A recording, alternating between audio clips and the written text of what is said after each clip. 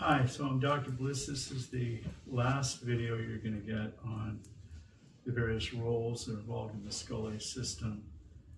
And this addresses administration. And although it may not directly apply to you, it's important that there's kind of an understanding of the dynamics that are involved in the school system. So the first job of the administration is to comply with state requirements. Well, the first job is actually to maintain Christ, the center of education.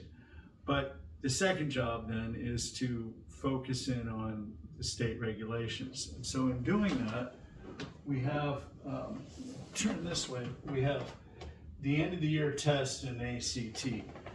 So every year you have to do an end of the year test, and at the 11th grade you have to do an ACT. These are the requirements for receiving state funding and the voucher, which we're in compliance with. So all of our students universally have to participate in end of the year testing, which we do in Iowa Basic, and it's sometimes a COGAT along with that. And then we also do ACT in the 11th grade, and we probably do a couple of pre-ACTs in the 10th grade. So those are the academic requirements for the voucher. Now, as a private school, we have attendance, vaccination, and a central location. So we have a central location which we provide. You may adopt or choose to not come to the central location because it's too far for you or whatever the reason is. And pods may exist outside of the central location, but we do have a central location which we operate from. Based on those requirements are met, the state requires central location.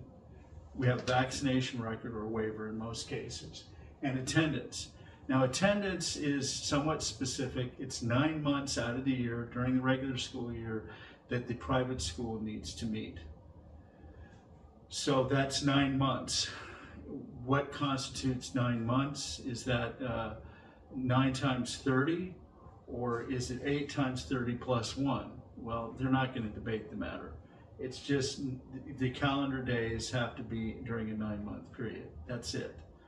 So we have one pod, for example, this year that is doing a 4-day class week. So they go in and they do much more work in 4 days than normal kids do in 5 days. And in that process, they are only going to school maybe 140, 150 days out of the year, but they're doing the same amount of work, just in a different framework. Again, it's not the hours that you attend, it's not the seat time, it's not the days. According to the state, it's that your time is open for education during a 9-month period, and my daughter Katerina will be going over this with you and setting up your calendars. Okay, that's the state requirement the administration provides. The next part the administration does is the PEP, the Personal Education Plan. Now, we're not getting into details about that yet because that will happen typically going into the second year for the student. We'll have a year of track record. We'll have a standardized test. In many cases, we'll have a COGAT, which is an abilities test. And we'll be in a really good position to sculpt the curriculum for the students for future, but that's called a personal education plan.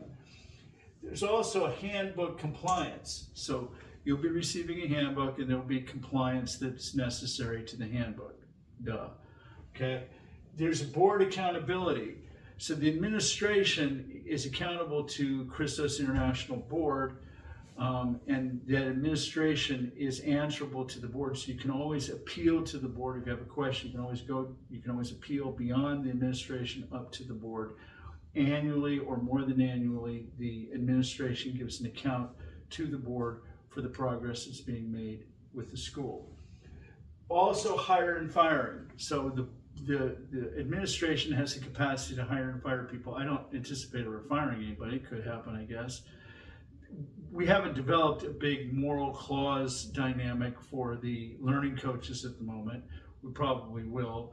But in many cases, there are already parents that are deeply dedicated to their children's education. They come from a highly Christian worldview.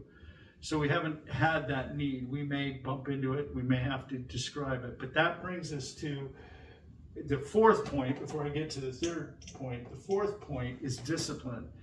In most cases, when you're dealing with a family-based pod, the discipline is the family dynamic and we have nothing to say. it's not our business. As soon as you move outside of a family-based educational setting into a public setting of whatever sort, you come to our facility, whatever, there's a discipline that is necessary to be maintained. That discipline is found in a separate video where we're dealing with that, and it's in the student handbook.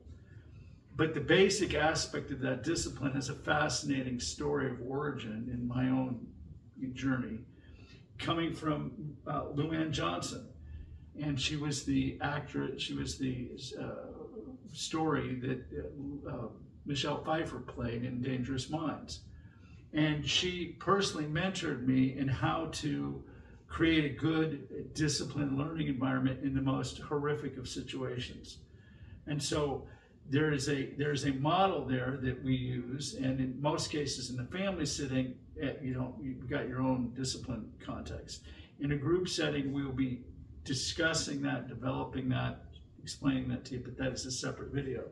The final thing the administration does is promotion.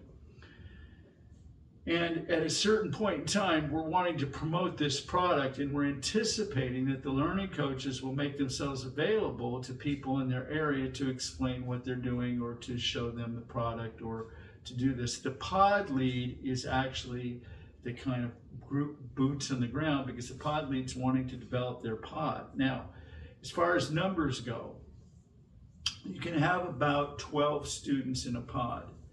And you can have about 12 students under one learning teacher of record. And you can have about 12 students under one learning coach. There can be a little bit of a mix up there, which we can talk about if we ever, when and if we come across that. But for the moment, we have parent teachers coming in, and they're functioning as individual pods under a metapod this year that is happening under my daughter, Katerina. So we have these kind of mini pods that exist. And the pod, again, is this kind of one-room schoolhouse mentality aimed at the social environment where the learning takes place. So that's basically what the administration does. That's why we get paid the big bucks. But everything is here to support you, to be able to give you the resources you need to be able to educate your child to the end of the formation of the imagi Dei in the individual child. This is what our goal and aspiration is. Thank you for going through these videos with me. If you have any questions, please feel free to contact me.